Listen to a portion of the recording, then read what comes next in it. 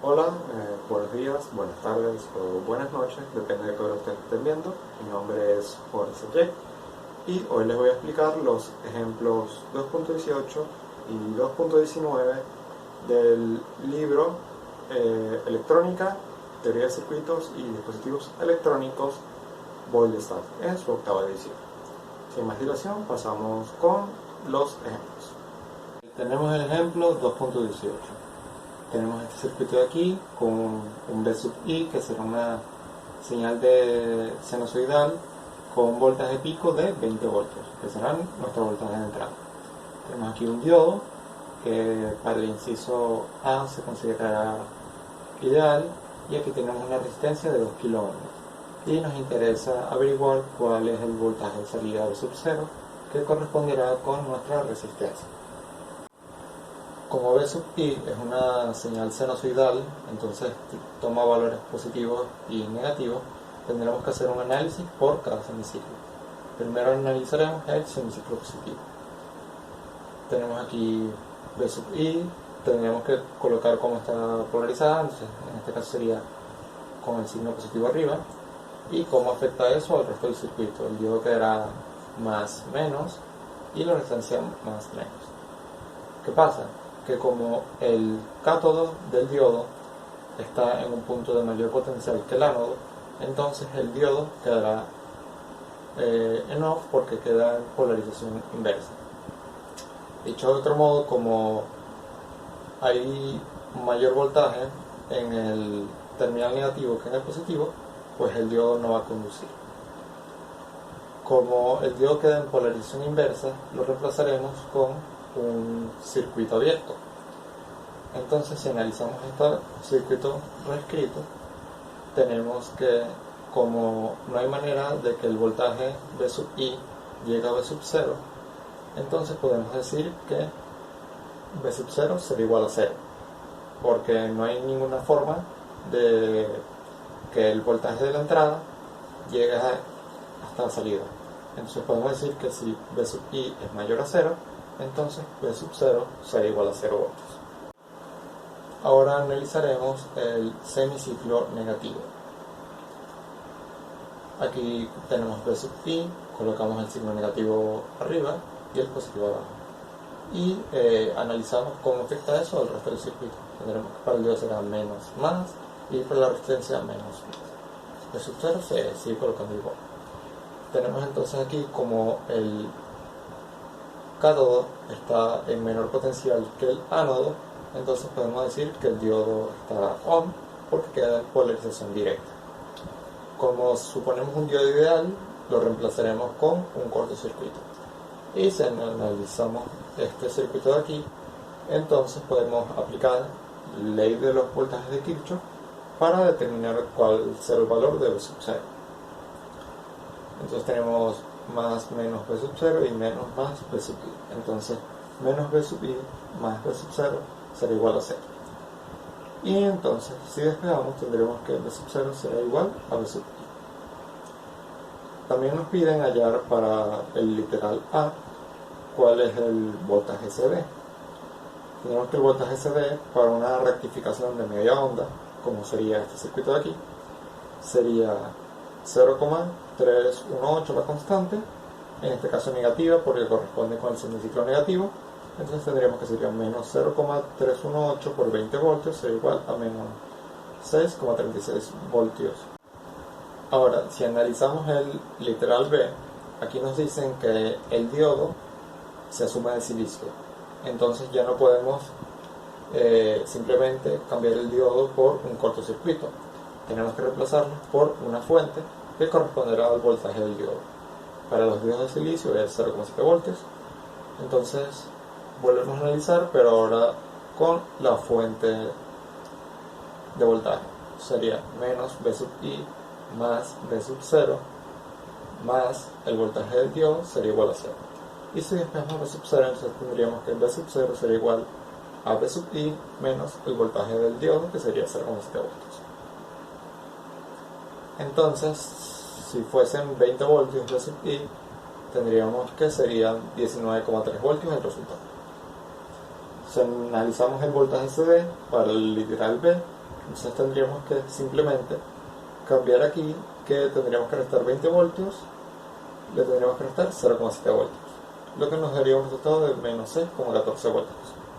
Además, en el ejercicio nos dan el literal C, que es suponiendo que el voltaje de entrada, el valor pico, sería 200 voltios.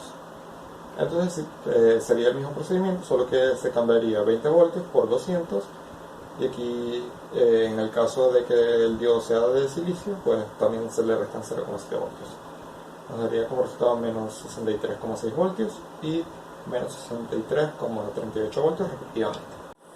Ahora analizaremos nuestra gráfica con respecto a V sub 0, que sería nuestro voltaje de salida.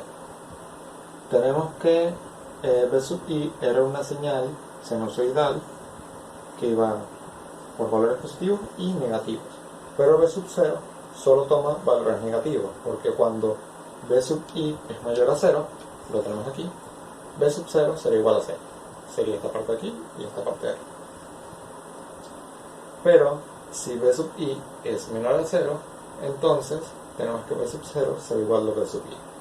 Esta parte de aquí y esta parte de aquí corresponden con los semiciclos negativos de V sub i. El valor pico de V sub 0 depende de a cuál literal nos estamos refiriendo.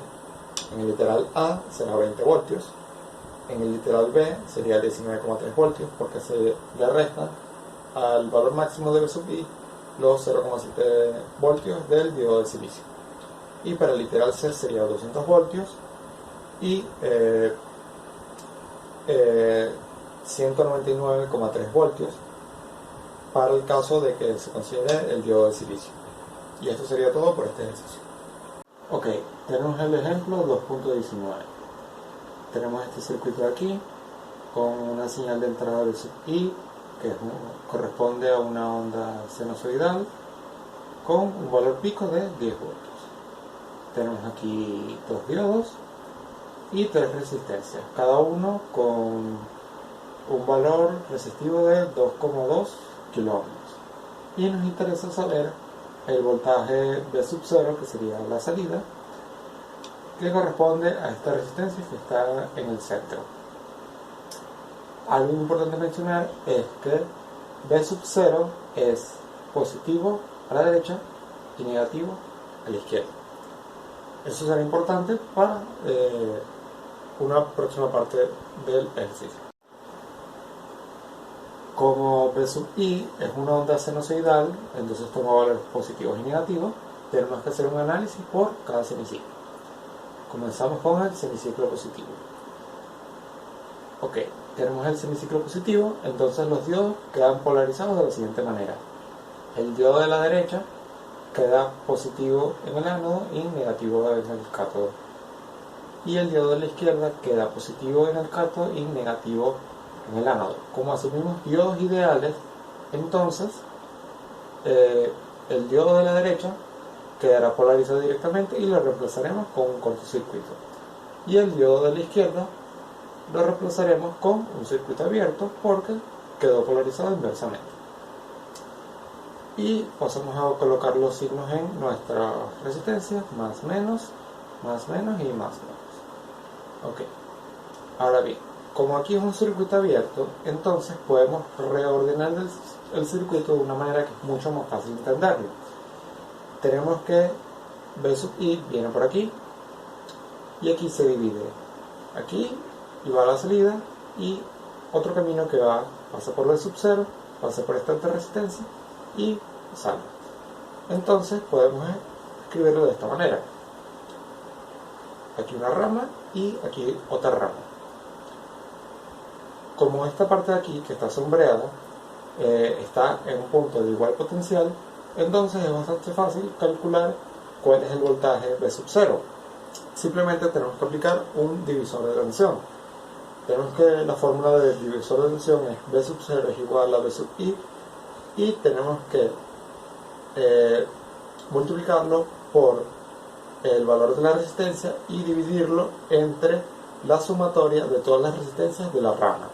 Como en esta rama solo hay dos resistencias, ambas de 2,2 kilo ohmios, entonces el voltaje se va a dividir en 2. Y bueno, entonces simplemente V sub 0 será igual a V sub I sobre 2. Entonces si V sub I es igual a 10, entonces V sub 0 será igual a 5. Que esto sería en el momento pico de la señal. Ok, ahora vamos con el semiciclo negativo. El semiciclo negativo es muy similar al positivo porque uno de los diodos va a quedar en polarización directa y el otro en inversa. Solo que aquí ocurren de manera contraria. El de la izquierda queda en polarización directa porque el ánodo queda con mayor potencial que el cátodo, y para el de la derecha queda en polarización inversa porque el cátodo queda en mayor potencial que el ánodo. Entonces, bueno, el de la izquierda lo reemplazamos por un cortocircuito, el de la derecha lo reemplazamos por un circuito abierto, y si se dan cuenta, esto se parece mucho a esto de aquí. Y podemos aplicar lo mismo que aplicamos aquí para reorganizar el circuito. Tenemos que V sub I viene por aquí y se encuentra con dos ramas. Una rama que pasa por esta resistencia y sale, y esta otra rama que pasa por V sub 0, pasa por otra resistencia y después sale. Esta rama de aquí corresponde con esta de la derecha y esta de aquí corresponde con esta de la izquierda. Para hallar el valor de V sub 0 es muy simple y aplicamos lo mismo que habíamos aplicado para el semiciclo positivo, divisor de tensión. Tenemos que V sub 0 será igual a V sub I sobre 2. Solo que aquí hay una condición. Desde el principal ejercicio nosotros sabíamos que V sub 0 es positivo a la derecha y negativo a la izquierda. Entonces, como V sub I en el semiciclo negativo toma valores negativos y está entrando por la parte izquierda de V sub I, entra por aquí, entonces sería V sub 0 será igual a menos V sub I sobre 2. Y en este caso, si V sub I fuese igual a menos 10 voltios, el resultado sería que V sub 0 es igual a 5 voltios. Menos por menos, más. Ok, ahora vamos con el análisis de la gráfica. Tenemos que esta gráfica corresponde con una rectificación de onda completa, porque para el semiciclo positivo el valor máximo de V sub I era 10 voltios, y cuando V sub I era 10 voltios, el valor de V sub 0 era 5 voltios. Y para el semiciclo negativo, el valor de V sub I llegaba hasta los menos 10 voltios y V sub 0 nos daba 5 voltios. Entonces, una rectificación de onda completa con un valor pico de 5 voltios. Para las últimas dos cosas del problema tenemos VCD, que sería el voltaje en corriente directa promedio, que nos representaría esta onda rectificada, que como es una rectificación de onda completa se utiliza como constante 0,636 en lugar de los 0,318 que se usaría si fuese solo una rectificación de media onda. Se multiplica por los 5 voltios y nos da como resultado 3,18 voltios.